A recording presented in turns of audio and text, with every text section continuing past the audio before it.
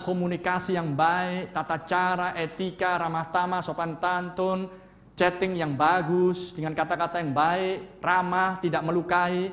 Anda nggak perlu belajar di sekolah. Jika Anda mau mendengar apa yang diucapkan di sini oleh Roh Kudus, Anda mau merendahkan hati, itu yang merubah Anda. Amen. Praise the Lord. Negara mencoba untuk merubah etika masyarakatnya, dan itu baik, itu urusan negara. Dengan pelajaran P4, ya kan, penataran P4, apalagi PMP, apalagi pelajaran budaya. It's okay, no problem. Nah, itu bagus. Tapi apakah itu menghasilkan? Tidak sepenuhnya. Tapi jika Roh Kudus yang mengajar Anda langsung tanpa kurikulum,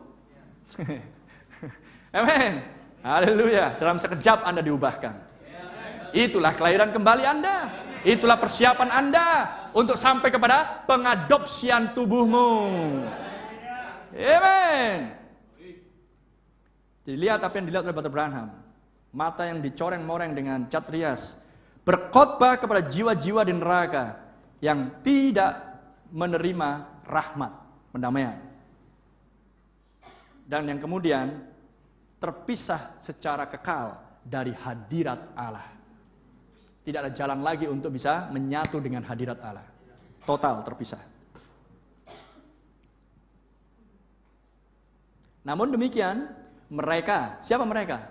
Mereka yang di neraka harus mengenali bahwa yang datang ke neraka adalah Allah sendiri, Yesus Kristus. Dia turun ke dunia orang mati selama 3 hari. Inilah aku yang dikhotbahkan oleh Nuh. Inilah aku yang dikhotbahkan oleh Daniel. Inilah aku yang dimaksudkan oleh Abraham. Inilah aku yang dimaksudkan oleh Musa dan para nabi. Dan mereka mengenali itu. Tapi tidak ada keselamatan buat mereka. Itulah tarikan ketiganya Yesus. Tarikan pertama, kesembuhan mujizat. Tarikan kedua, Yesus menghardik, mengecam, dan bernubuat atas nasib daripada Farisi dan Saduki. Tarikan ketiga, Yesus berkhotbah kepada orang-orang yang terhilang, yang tidak bisa diselamatkan lagi. Dan di mana posisi mereka di zaman Yesus? Di neraka, betulan neraka. Di posisi wilayah orang-orang yang terhilang.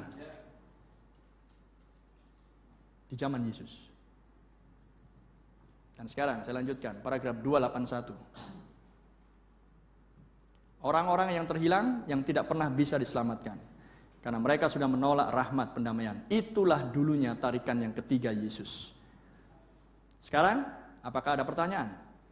Tarikan pertama dia menyembuhkan yang sakit. Tarikan kedua, pelayanan dia yang kedua. Tarikan yang kedua, dia bernubuat. Tarikan ketiga dia berkhotbah kepada orang-orang yang terpisah secara kekal. Ketiga gunung. The 3 mountains. Oke? Anda pengikut pesan? Amin. Langsung Brother Branham.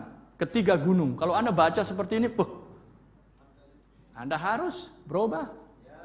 Karena ketika Brother Branham mengajarkan Yesus tarikan pertama, Yesus tarikan kedua, Yesus tarikan ketiga, Yesus tiba-tiba ketiga gunung. Ketiga gunung. Apa hubungannya dengan pelayanan Yesus? Anda mulai berputar-putar. Roh Kudus akan memberitahu. Jika Anda mau percaya, jika Anda mau merendahkan hati. Karena memang begini caranya. Ya kan? Anda sedang terfokus, pelayanan Yesus tarikan pertama, pelayanan Yesus tarikan kedua, pelayanan Yesus tarikan ketiga. Kemudian tiba-tiba ketiga gunung. Mulailah Anda. Ekspresinya mulai aneh-aneh. Ikutin saja. Inilah cara Nabi berkhotbah. Makanya sulit dipahami oleh orang-orang bijaksana. Tetapi yang diwahyukan kepada bayi-bayi yang mau belajar. Amen. Glory. Paragraf 283. Coba lihatlah. Hanya menyebut the 3 mountains, 3 gunung. Udah gitu stop, nggak dilanjutkan. Langsung lompat. Pelayanan Nuh. Belum selesai Anda berpikir 3 gunung. Pelayanan Nuh. Oh ya, pelayanan Nuh sekarang ya. Oke. Ya, pelayanan Nuh. Bisa menangkap ya, kecenderungan manusia begitu. Oh yes, amin, glory. 3 gunung. Belum selesai mikirnya, pelayanan Nuh. Pelayanan Nuh sekarang. Oh ya, Nuh aku ngerti. Nuh, ya Nuh. Anda melewatkan yang di sini. Bagian yang kecil tapi cukup penting. Tuhan tahu menyembunyikan misterinya kepada orang bijak, brother.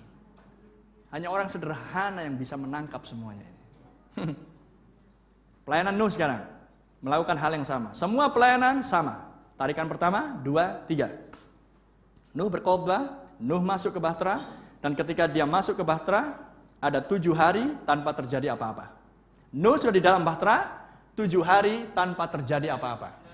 Belum ada setetes titik hujan pun jatuh ke bumi. 7 hari tidak ada apa-apa, tapi Nuh sudah di dalam Bahtera. Kesaksiannya berkhotbah kepada yang terhilang, kepada mereka yang terhukum. Di mana Nuh? Di dalam Bahtera. Tapi kesaksian yang sudah dia kerjakan selama 120 tahun membangun Bahtera, mereka yang di luar Bahtera melihat kesaksian itu. Mereka melihat Nuh, mereka melihat kesaksian. Buah kerja Nuh, pelayanan Nuh. Mereka hanya melihat Bahtera, mereka hanya melihat kapal dengan pintu yang sudah tertutup. Dan mereka tidak tahu menahu. Mereka hanya melongo, mereka hanya melihat, mereka hanya memandang. Di dalamnya Nuh, kayaknya sih gitu di dalam dia. Aku dengar sih ada suara-suara gitu di dalam. Pernah sih kulihat ada binatang masuk juga ke dalam. Oh ya, 7 hari tidak terjadi apa-apa. Renungkan hal itu. Dan itu adalah tarikan ketiganya Nuh. Berkhotbah kepada orang-orang yang terhukum, orang-orang yang terhilang, yang tidak pernah bisa diselamatkan. Kembali ke Wahyu 19. Mempelai wanita istri anak domba sudah bersiap sedia. Siapa yang bersiap sedia? 5 gadis bijaksana. Siapa yang tidak bersiap sedia? 5 gadis bodoh. Orang-orang fasik. Mereka yang menolak rahmat. Dan kemudian di paragraf 284 tentang Sodom dan Gomora. 285. Nuh memiliki 3 tarikan, dan tarikan dia yang ketiga adalah kepada yang terhilang sesudah pintu ditutup. After the door was shut. Sesudah pintu ditutup berarti Nuh di dalam. Maka itu adalah tarikan ketiganya Nuh. Paham? Siapa yang paham? Angkat tangan siapa yang paham? Jangan saya teruskan Anda nggak mengerti. Yesus berkata sama seperti pada zamannya Nuh, sama seperti pada zamannya Sodom dan Gomora. Demikianlah anak manusia dinyatakan. Tarikan ketiganya Yesus berkhotbah kepada orang-orang yang terhilang. Di mana posisi orang-orang yang terhilang yang tidak bisa diselamatkan? Di wilayah orang-orang terhilang, di neraka. Di dimensi yang kelima. Dan Yesus turun ke dunia orang mati selama 3 hari. Seperti Yunus masuk ke dalam perut ikan besar selama 3 hari. Berarti wujud mereka yang dikhotbahi Yesus, yang jelas bukan ini wujudnya. Yang jelas bukan ini wujudnya.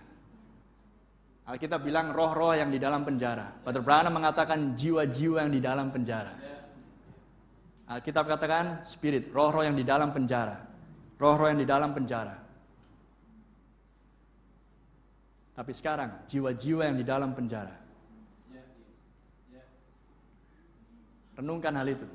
Dan ketika tarikan ketiganya Nuh, pintu Bahtera ditutup, Nuh di dalam Bahtera. Di mana posisi orang-orang yang terhilang yang tidak bisa diselamatkan? Di bumi. Di luar Bahtera. Apa wujudnya? Jiwa mereka. Masih hidup. Tapi jiwa yang berdosa. Karena menolak khotbah Nuh. Dan apa yang terakhir yang mereka lihat? Bahtera Nuh. Mereka nggak melihat lagi Nuh. Sampai di mana saya? Tarikan ketiganya Nuh adalah untuk mereka yang terhilang sesudah pintu ditutup.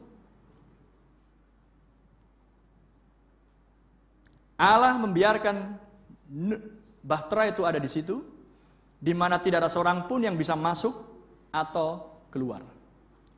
Mereka semua sudah ada di dalam, Nuh dan keluarganya. Sebab seperti di gunung yang ketujuh itu, gunung yang tertinggi, disitulah di mana bahtera itu berada. Di gunung itu. Haleluya. Oke? Paham? Amin. Brother Branham mengatakan, lihat namamu. Lihat berapa puncak gunung itu. Ada 7. Berapa jumlah huruf namamu? 7. William 7. Marion 7. Branham 7. Aku memberikan tanda kekekalan melalui namamu. Dan perhatikan ketiga puncak yang terakhir. Itulah tarikan pertamamu, tarikan keduamu, dan tarikan ketigamu. Itulah yang terakhir yang paling tinggi. Dan ada di Continental Divide. Amin. Dan ketika kamu naik ke atas sana, kamu hanya melihat di sini Amerika Serikat, di sana negeri yang lain. Kekekalan sedang terbentang. Tarikan yang ketiga. Dan di atas gunung yang paling tinggi itu bahtera Nuh berada. Amen. Glory. Tapi jangan berpikir bahwa bahtera Nuh ada di Tucson di Arizona, di puncak gunung yang tertinggi. Spiritual bahtera. Anda harus masuk ke situ. Anda harus masuk ke tarikan yang ketiga. Amen. Dan tidak lama lagi mempelai wanita akan berkhotbah kepada orang-orang yang terhilang. Your testimony, kesaksianmu akan dilihat oleh mereka yang tidak bisa diselamatkan lagi.